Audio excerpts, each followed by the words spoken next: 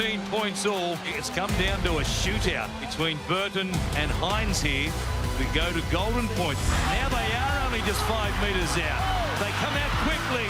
Hines from right in front. He has missed. 20 metre. He's missed it. Tap on his elbows and knees. Plays it quickly. Burton again. He looks good. Kicks it. Hits the upright and goes through. Matt Burton. He banks one in for the win. He wins it off the upright for the Bulldogs. Yeah, the Bulldogs. Dare to dream about a top 4 spot, do you? Oh, yeah, I reckon. If we can just do a little bit more in attack, we're a chance. They look good. They look outstanding, Tony. As a champion old Bulldogs coach, Steve Folkes used to say, you'd rather win ugly than lose pretty, and that's what Canterbury Bankstown are doing at the moment. To Junior's point, they've got the second best defence in the game at the moment. The Panthers are the only side that's beating them in that department. And when you go back to last season and some of the scorelines that they had put on them, then some of the smart off-season recruitment they did, crucially Stephen Crichton, who was appointed captain, a controversial appointment at the time, but has since been proven an absolute masterstroke.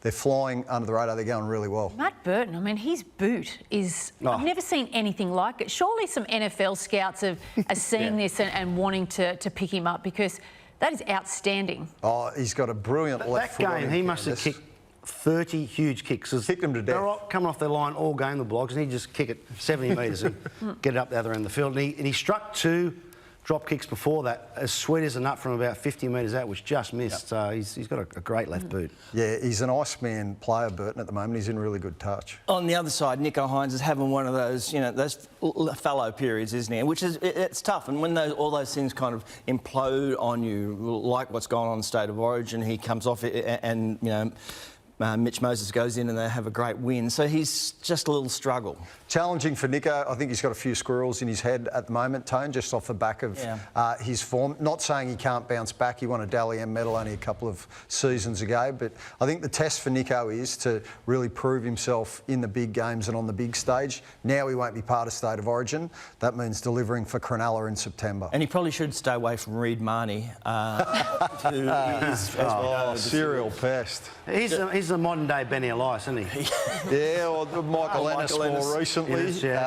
Absolutely, yeah. Look, I think Reid, he's really embraced this role. I've got to say, Junior, I'm not a big fan of it, especially now they're taking the punch out of the game. So it's basically, you can get away with saying whatever you want. But in this instance... New South Wales is going OK without you. Yeah, I dare say that was probably referenced. But in this instance, look, it worked, because he unsettled Nicho. Nicho didn't land the match winner, and Canterbury collect the 2 points. We saw 2 games ago, he missed that sideline conversion and then obviously the field goal. I think he's a Dally M medal winner. It's only going to take one moment and he turns his season around. Anyone can have a run of outs, can't they, Junior? You know. What are we talking about? Wow. 4 ducks in a row. It came back. Where'd that come from? It wasn't in my head 12 seconds ago. Say it, but I wouldn't say it. It honestly wasn't in my head 12 seconds ago. It just arrived. A bit different to mine. I thought I'd better pass it on to you. Queensland are exactly where they want to be for Origin 3. Underdogs and at Suncorp Stadium. They've got work to do, though, after that MCG thrashing. Coach Billy Slater began by trying to explain these comments at his odd post-game press conference. Changes. I haven't even thought of that. We're still Queenslanders. Billy just said we're still Queenslanders. Can you just elaborate on that? What do you mean? We're from Queensland. Yeah, no, but you asked if you're going to make changes and you said we're still Queenslanders. Yeah, I said I haven't thought of that, and I said we're still Queenslanders, so... Look, that comment was probably not even referred to from that question. But at the end of the day, it's 1-1 in the series and there's a decider in 2.5 weeks. And, you know, Queensland will remember that. They'll remember who they are, and the players will remember who they are, and that was referencing that. Daly Cherry Evans is sitting there going, you're really going to go with that? Well, he's always had an unblemished record, and this is the first time we've seen him quite this unsettled. You're spot on. Seen him bristle. You're spot on, Candice. The Blues put 34 on Queensland in that opening half. Absolutely clinical, only 1 error. And I think that's what led to Billy being a little bit salty. He was disappointed in his side's performance. He was trying to flat bat the question and just not give too much away in terms of team changes. We can't make any, can he? In the end, well, he's going going to have to pick and stick. Well, he's going to have to, Junior, because Xavier Coates is injured now, and they've got to try and find a way to fight back. But don't like. But so New South Wales will hold on to this, won't they? And what chance are you really of? No, Jono. Suncorp I can Stadium. feel the positivity in the room. Suncorp Stadium is a burial ground. It is a graveyard for New South Wales sides over the years. 2 series out of 13 deciders played in Queensland. Right, Ricky Stewart was the halfback in '94. Joey Johns was the halfback in 2005. I hope you're right, Junior. I hope that Mitchell Moses is the halfback that leads us to the promised land. Junior's got to go and address the troops before they play. I think Stephen did the first game, didn't he? Oh, he did too. And they got beat. No good, no. None from one. Don't got much to beat. Do Queensland need to bring David Fafita in? You'd think so, Candice. Like, he's such an X factor and a wrecking ball. They need to create some points, and David brings that every day of the week. So you would be thinking he would be one of the key changes Billy will look at. So they do have that one force change, as we said. That Xavier Coates, he's been playing brilliant footy. He's gone. That was sad. That Very hamstring. sad. Yeah. Queensland fans, though, here he is here as he come through. Didn't get the try. One of those questions, we're talking about Broncos leaving players out and didn't want them to back up. He backed up and goes down with a hamstring injury, so they probably ruined that decision.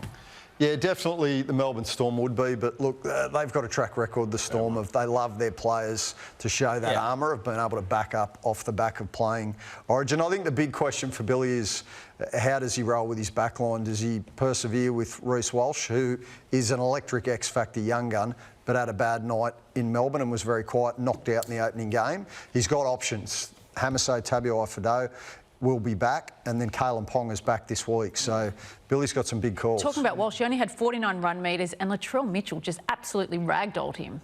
Yeah, Latrell did get stuck in. Well, they all did, Candice. They all. No way I'll be dropping Reece Walsh. He's a freak. Good to see Melbourne turn on again, though, for State of Origin. In 92,000. Well, they're all New South Wales. No, they're all Victorians there. Once again. Were you there, John? Victoria, stand up for your game. It's our game. We're sharing our game. Sorry, Were you there? No, I wasn't. Unfortunately, I couldn't get a ticket. I sold out. There's 2 seats behind me, actually. Queensland fans are, of course, rallying around their team. Well, their children are anyway. We haven't lost confidence. Yeah, we've got to be better. You still proud of Daddy? Yeah. He's still a Queenslander. Speaking of Origin, you've played in Origin in AFL. Yes. Has there been, when they see what's going on, has there been a bit of talk about... Yeah, the CEO, Andrew Dillon, has spoken publicly about the fact they will take it seriously in terms of some discussions in-house and start to, I think, sort of rally the troops. They need to get the players on board, which I think will happen. Then it's the clubs, which is the biggest question here, and how they can influence the clubs in some way to allow the players the time to play. And then it's time in season, which is the other critical part, because at the moment our buys are separated, whether they have a complete closure for a round and have a State of Origin game in it is the key. But it has to be Vic and SA. That's it. It has to start there, because if we're going to bubble away and try and create the energy and just the passion that we see with what happens with New South Wales and Queensland, then it has to start with those 2 states, and then from there you can see where it evolves to over a period of time and whether it survives or not. Yeah. But it has to be serious, Tony. That's the thing. It can't just be an exhibition game. No. Absolutely. All right, the Women's State of Origin decider at a wet Townsville wasn't the spectacle of games 1 and 2.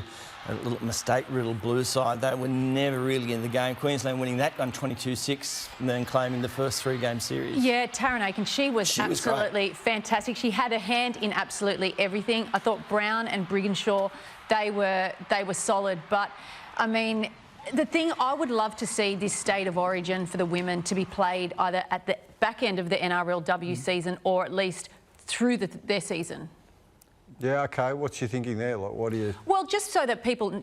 I mean, we're watching this and we don't know if these players have been in form or what they're doing. So I think it's just to build up a bit more momentum for the players. Well, although they played on the same night as a State of Origin. Yeah. They like playing it. They like playing it the They night sold after. out. They've sold out it's done record numbers in terms of the stadium ticket sales, and then also the eyeballs in terms of people watching on TV. Yeah, absolutely. So it's a success. Yeah. And New South Wales, you know, they won the first one convincingly. Yeah. Were winning the first one for the first 69 minutes until they lost it in the 70th minute. Then, of course, went back to Queensland and got hammered there. Well done, Queenslander.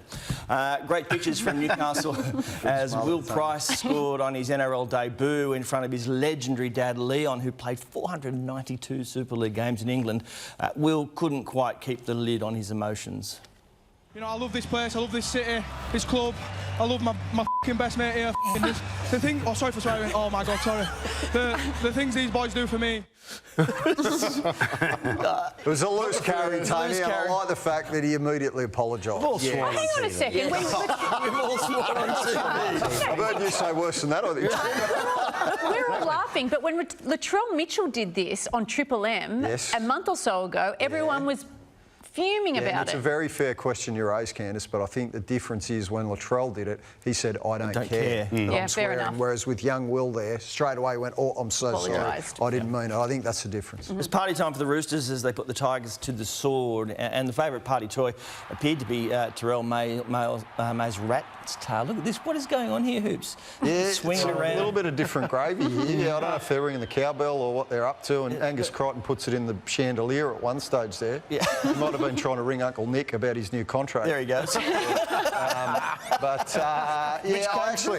asked a couple of Roosters about it, and they said, look, Angus started it a couple of weeks back for some reason. Terrell May's been in outstanding form. He played 80 minutes the other week against the Bulldogs and was enormous again against the Tigers. So. Do you think footy players have too much time on their hands? Is that what you're saying? I would never suggest that. Absolutely.